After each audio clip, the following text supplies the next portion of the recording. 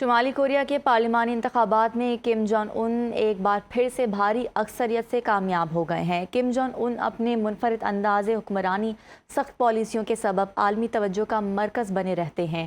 وہ نہ صرف اپنے ملک کے طاقتور ترین حکمران ہیں بلکہ عالمی سیاست میں بھی ایک اہم اور متنازع کردار ادا کرتے ہیں۔ یوسف منہاس کی رپورٹ دیکھیں۔ کم جونگ ان خاندانی سیاسی وراثت کے حامل ہیں۔ ان کے دادا اور والد بھی شمالی کوریا کے حکمران رہے۔ اس تسلسل نے ان کی قیادت کو ایک خاص شخصیت دی ہے۔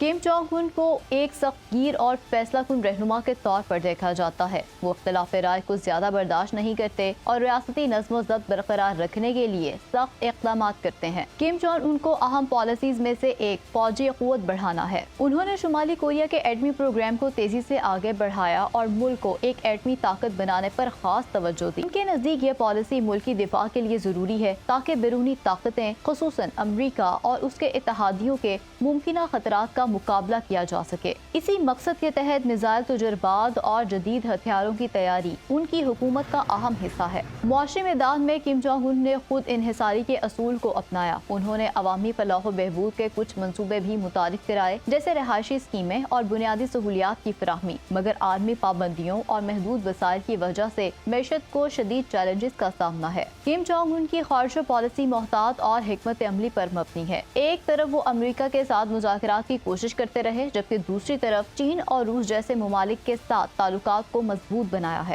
ان کی حکومت میں ریاستی کنٹرول بہت مضبوط ہے۔ میڈیا، انٹرنیٹ اور عوامی سرگرمیوں پر سخت نگرانی رکھی جاتی ہے۔ حکومت کے خلاف آواز اٹھانا تقریباً ناممکن ہے۔ ملک میں ایک منظم مگر محدود آزادی والا نظام قائم ہے۔ کم جونگ ان ایک بااثر، طاقتور اور متنازع رہنما ہیں جن کی شخصیت اور پالیسیز شمالی کوریا کے نظام حکومت کو واضح طور پر ظاہر کرتی ہے۔ ان کی قیادت میں ملک نے فوجی طاقت میں اضافہ کیا، مگر ساتھ ہی عالمی تنہائی اور معاشی مشکلات کا بھی سامنا کیا۔